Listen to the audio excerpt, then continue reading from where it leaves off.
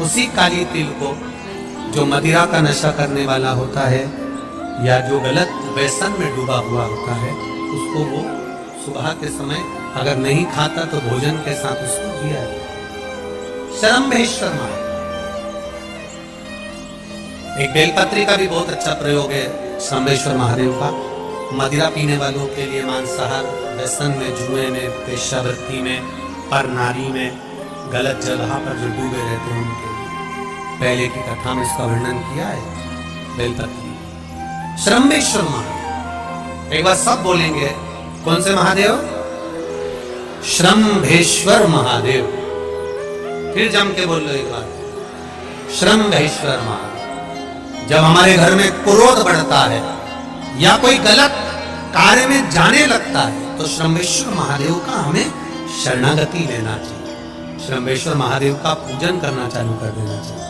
कई लोग कहते हैं महाराज जी शरम्भेश्वर महादेव का मंदिर कहाँ मिलेगा, हम कहाँ पूजन करने जाए? कहीं नहीं जाना, तुम्हारे घर के पास में जो शंकर जी का मंदिर है वहीं जाओ, उसी देवालय में, उसी मंदिर में जाओ, शरम्भेश्वर महादेव के नाम से जल चढ़ाना प्रारंभ करेंगे। वो जल जो गलत संगत में पड़ा हुआ है उसका आचमन कराना प्रारंभ करेंगे, अपने आप उसकी धीरे धीरे बुद्धि सुधरना प्रारंभ हो जाएगी। ऐसा शरम्भेश्वर महादेव का। कुछ स्थान हमारे यहाँ पर बड़े सुंदर सुंदर स्थान निश्चित किए गए हैं, जैसे कैंसर आदि के मरीज के लिए हम लोग पहले भी कहते हैं कि त्रिजुगी नारायण का जल बड़ा महत्व है।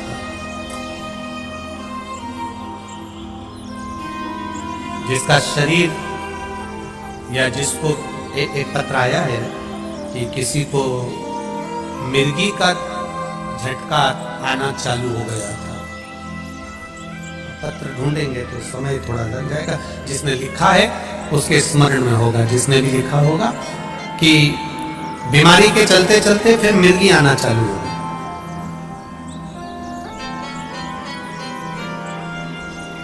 जिसने भी लिखा है वो दोनों हाथ एक बार हिला देना। जिसके लिए भी लिखा हुआ वो इतना ध्यान नहीं आना, तो उनको मिर्गी का झटका आना प्रारंभ हुआ। अब मिर्गी का झटका आना प्रारंभ हुआ, कई महीने निकल गए, मिर्गी के झटके बंद नहीं। तब उन्होंने पत्र में लिखा है कि शरम्भेश्वर महादेव का आपने जो वर्णन करा था 31 बेलपत्र वाला, गुरुजी हमने वो 31 बेलपत्र वाला प्रयोग करना प्रारंभ करा और उन्होंने पत्र में लिखा है कि मिर्गी के झटके भी बाबा की कृपा से ठीक हो गए हैं, अब कोई झटके उनको आ नहीं। शरम्भेश्वर महादेव का जो वर्णन है, शरम्भेश्वर महादेव का जो गुणगान है, ये कोई साधारण नहीं है। यूट्यूब चैनल को शिव महापुराण में भागवत के प्रहलाद चरित्र को लाकर रखा गया है केवल शरम्भेश्वर महादेव के प्रागट्य के लिए। ऐसा शरम्भेश्वर महादेव का रूप। एक बार फिर आप लोग भूल ना जाओ, उसके लिए एक बार फिर से बोल लो, कौन से महादेव? शरम्भेश्वर महादेव। ये शरम्भेश्वर महादेव जैसे कुंदकेश्वर महादेव। कुंदकेश्वर महादेव का क्या काम है? माता पार्वती ने बिदल उत्पल को मारने के लिए जो कुंदुक फेंका था, वो कुंदुक भगवान शंकर के पांव में जाकर गिरा था, तो शिव जी का नाम कुंदकेश्वर हो गया। जब हमारे यहाँ कोई दवाई नहीं लगती शरीर में, कोई कैंसर जैसा रोग हो गया, किडनी लीवर का रोग हो गया या बीपी शुगर का रोग हो गया, शुगर लेवल में नहीं आ रही है, तो आप शंकर जी पे से जो बेलपत्र ला रहे हो कुंदकेश्वर महादेव के नाम से लाओ। दवाई खाओ, डॉक्टर को दिखाओ, सारी जांचें कराओ, डॉक्टर के अनुसार चलो, डॉक्टर जैसा बताए वैसा करो, पर उस दवाई को भी शिव जी से कहकर कि बाबा कुंदकेश्वर महादेव का नाम लेकर उस दवाई को भी हम कुंदकेश्वर महादेव का प्रसाद समझकर पाना प्रारंभ करो, धीरे धीरे आराम लगना प्रारंभ होगा। कुंदकेश्वर महादेव रोग मुक्ति के लिए होते हैं और शरम्भेश्वर महादेव, बोलो बोलो जरा जम के, व्यसन की समाप्ति के लिए होते हैं। शंकर, दुर्गा जी, सूर्य नारायण भगवान, भगवान नारायण और गणेश जी, बस ये पंचायत। और परिवार में कौन कौन होते हैं? पार्वती, कार्तिकेय, गणेश, शिव, नंदी। ये परिवार शिव पंचायत में केवल 5। और शायद इसीलिए शिव महापुराण की कथा में जो पंचायत का महत्व कहा गया, उस पंचायत में सूर्य की भागीदारी जो कही गई है कि एक बीता। आपके यहाँ अगर कहीं पर आपने शिवलिंग का दर्शन करा हो ना, कहीं चट्टे पड़ गए, कहीं शरीर में दाने पड़ गए, पूरा चेहरा बेकार हो गया, पूरा शरीर बेकार हो गया, तो क्यों कहते हैं कि एक बीता जब पानी बह जाए, उस बहे पानी को हाथ का लेपन कर कर शरीर पर लगा लिया जाता है, शरीर ठीक होने लगता है। सूर्य का भाग वहां से चालू हो।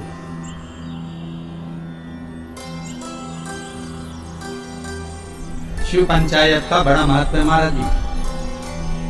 अगर आप लोगों ने लिंग पुराण पढ़ी होगी या शिव महापुराण पढ़ी होगी तो उसका बड़ा महत्व है महाराज।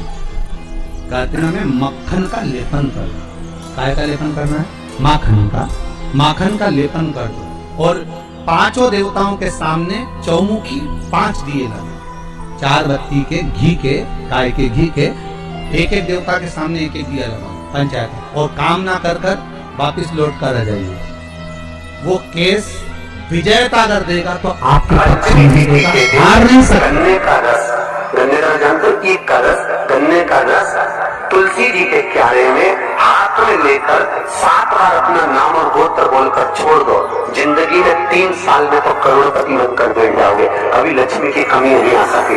ध्यान देना, इसको अपनी जिंदगी में लिख कर रखना। शिव महापुराण की कथा कहती है, आपको सुखानुभव हो जाएगा। जिंदगी में कभी संपदा नहीं हो सकती, संपदा बढ़ती चली जाती। संपदा घट नहीं सकती, बढ़ेगी पर घटेगी, कष्ट नहीं आ सकता, रोग बीमारी तकलीफ नहीं आ सकती। आपके लिए तो लाभदायक है। समझ लो लिखा था, शास्त्र कहता है कि जिसके घर में संपदा की कमी हो, पैसा आ ही नहीं रहा हो, सब कुछ उलझ गया हो, बहुत टेंशन चल रहा हो, पंचमी तिथि के दिन गन्ने का रस, गन्ने का जानते हो? ईख का रस, गन्ने का रस तुलसी जी के क्यारे में हाथ में लेकर 7 बार अपना नाम और गोत्र बोलकर छोड़ दो। जिंदगी में 3 साल में तो करोड़पति बनकर बैठ जाओगे। कभी लक्ष्मी की कमी नहीं आ सकती। तैयारी में बैठे रहोगे कि फिर पंचमी तिथि आए, फिर मैं गन्ने का रस। अगर रजोधर्म की अगर कोई बीमारी है, उससे जुड़ी हुई कोई बीमारी है, कहीं गांठ बढ़ गई है, तो उसके लिए विष्णु महापुराण की कथा कहती है कि जो भी रुद्राक्ष आपके पास में सिद्ध करा होगा, उस रुद्राक्ष का जो मंत्र 1 मुखी से 14 मुखी तक, रुद्राक्ष आपको देखना पड़ेगा कि आपके हाथ में कौन सा रुद्राक्ष आया, 1 मुखी, 14 मुखी, 4 मुखी, 6 मुखी, 5 मुखी, जो भी रुद्राक्ष आपके हाथ में आया, उसका मंत्र पढ़कर उसको पानी में गला दीजिए तांबे के कलश में। सुबह सुबह उसका पानी पीना, उस मंत्र को पढ़कर चालू कर दो। शरीर में जो गांठ होगी वो धीरे धीरे करना प्रारंभ हो जाए, गांठ गलना प्रारंभ हो, और उसका सुख, उसका आनंद, शरीर का एक सुख अपने आप आनंद रहा। आपको हृदय में प्रसन्नता, हृदय चित्त में आनंद की अनुभूति होने लगी, आनंद का भाव प्रकट हो जाए। महाराज पहले भी कहा, फिर कहते हैं, सबसे कठोर लोहा, लोहे से कठोर अग्नि, क्योंकि अग्नि लोहे को गला देती है, और अग्नि से कठोर होता है पानी, जो अग्नि को बुझा देता है, और पानी से कठोर होता है मनुष्य, जो लोटे में भर के डकार जाता है, और मनुष्य से ज्यादा कठोर होती है बीमारी, जो मनुष्य को ही निगल जाती है, और बीमारी से भी ज्यादा कठोर होता है मेरा कालों का काल महाकाल, जो बीमारी को ही निगल जाता है। अकाल मृत्यु हो मरे जो काम करे चंडाल का अवतार, उसका क्या बिगाड़े जो भक्त हो महाकाल का। शंकर की उपासना करी है, शिव का स्मरण करा है, तो जीवन में सुख का भान तो रहेगा, आनंद की अनुभूति तो रहेगी।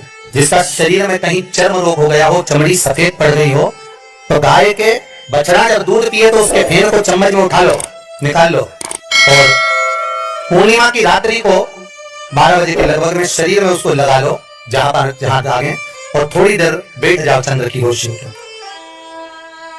थोड़ी देर बैठ जाओ। उसके बाद में फिर स्नान कर लो, 2 या 4 पूर्णिमा करेंगे महाराज, धीरे धीरे वो चमड़ी अपने असली रंग में आना प्रारंभ हो जाएगी, चर्म रोग समाप्त हो जाएगा। एक बात और आपको पहले भी कही थी, फिर कहते हैं, गाय जब अपने बछड़े को दूध पिलाए, उसके मुख पर जो फेन आए, जो बच्चा बुद्धि से विकलांग हो, चित्तवृत्ति से विकलांग हो, जिसका विवेक काम न करता हो, चिड़चिड़ करता हो, रुदन रुदन करता हो, या फिर गुम एकदम गुम सा रहता हो, या उसकी इंद्रियां नेत्र श्रवण जिह्वा सही काम ना कर रही हो, तो अमावस्या के दिन दोपहर 12 बजे गाय के बछड़े का जो फेन है, मुख का बच्चा जब दूध पिए, उसका जो मुख में फेन आता है, वो उस बच्चे को पिला दीजिए। 3 या 4 अमावस्या करिए, धीरे धीरे मेरा बाबा भोलेनाथ उसको ठीक करना प्रारंभ कर देता है। गाय का दूध अमृत है, अमृत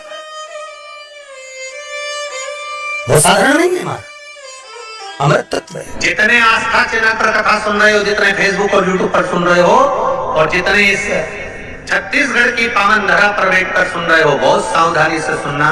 एक